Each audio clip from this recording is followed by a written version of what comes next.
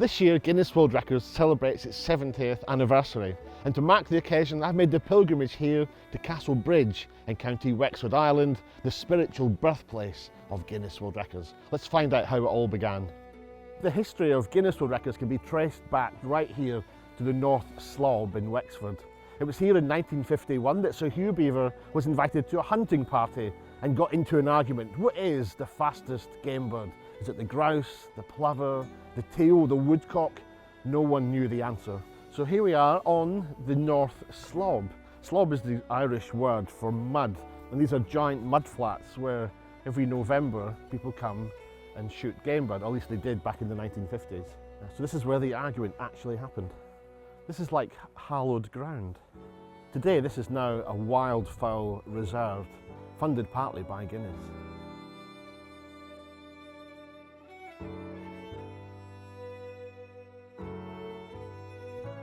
Later that evening, Sir Hugh found himself at dinner here at Castlebridge House, the lovely property you can see behind me, owned by Joshua Nunn and his family. There, after dinner, the debate once again arose, which is the fastest game bird in Europe. Sir Hugh must have been really irked by missing whatever he was shooting at.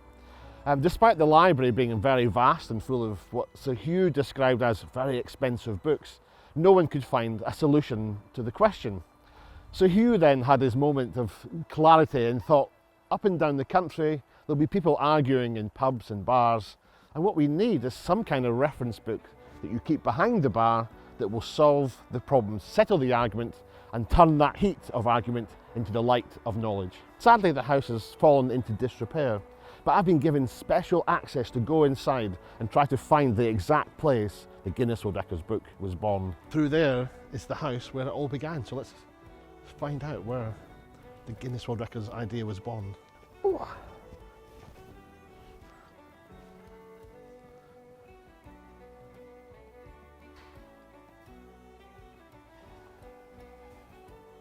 So you can imagine this in all its grandeur, bursting with flowers and blooms, oranges, fruits. And you can see the structure, so it would have been covered, clocher style. Horses would have come in here. You could get off your horse and go into the house without getting wet. Probably at the pinnacle of this kind of ironwork, I would have thought. It's such a beautiful thing. But this is what we want to do. We want to go inside the house. We need to find the library where Sir Hugh had his light bulb moment. So let's see if we can wander through.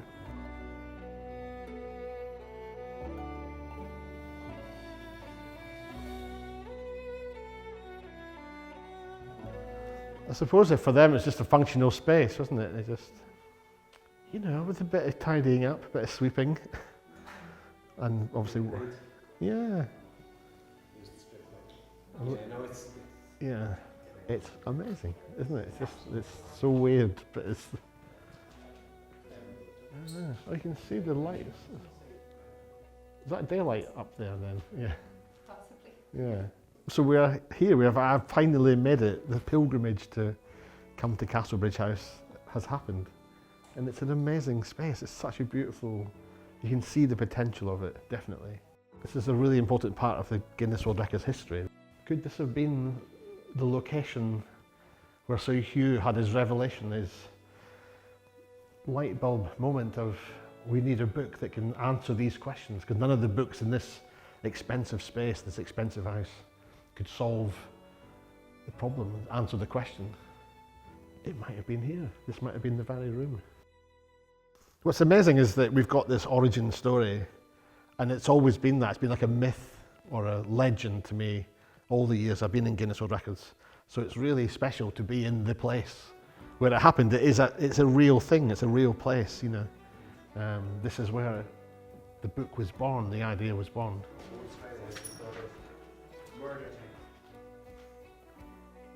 It feels like in the movie Titanic, when they cut from that scene of it being underwater and it becomes real and filled in and full of life. You could imagine it happening. You could imagine the parties they must have had here, the whiskey and the Guinness flowing, I would have thought. It does feel like it's got life somehow, weirdly. It has this sort of, it's almost a crime, really, like how a house as grand as this has got into such a state. Because it's, you know, an important place historically, not just for us at Guinness World Records, but in the community here. And to see it in this sad state is heartbreaking almost. So much history and the part it's played in our story, but also in the area, in the Guinness story as well. Yeah, how important it is to Castlebridge and Wexford. Oh, quite sad really. So the Guinness World Records book is 70 years now, and over those years there has been that connection with the book and with the community here in Castlebridge. Every year there's a huge festival in Ireland of traditional music, and we thought, a couple of people here locally thought it'd be really good to connect into that festival and to see could we inspire local people as well to get back playing traditional music.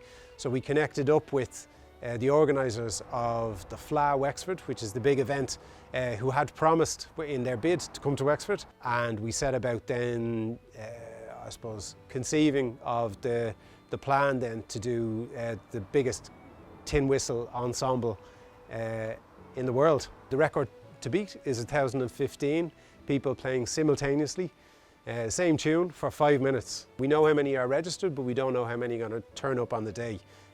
So we're both nervous and excited at the same time. I think it'd be really important for Castlebridge to feel like, almost like we have the Guinness World Record coming home, and the Guinness Book of World Records, that the story that started here 70 years ago, that story is almost rekindled.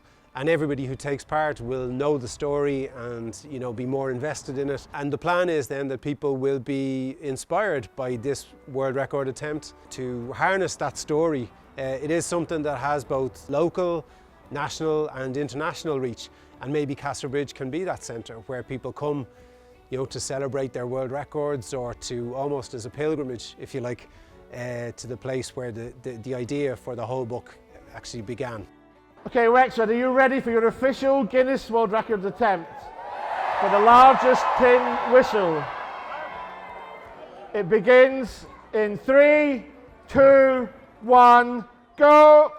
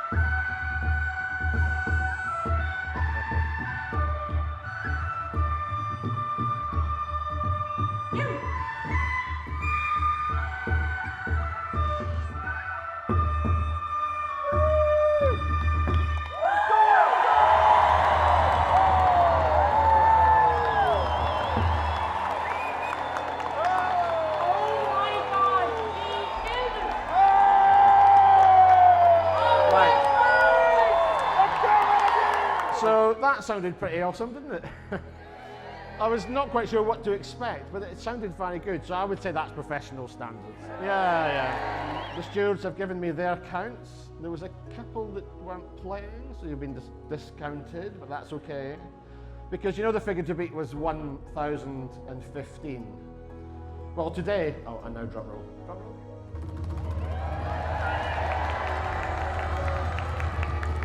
You achieved 2,516.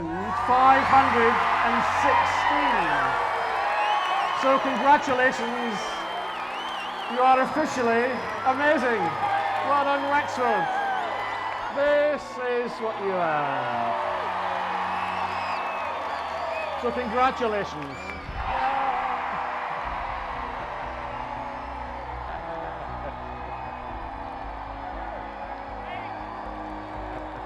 This is it.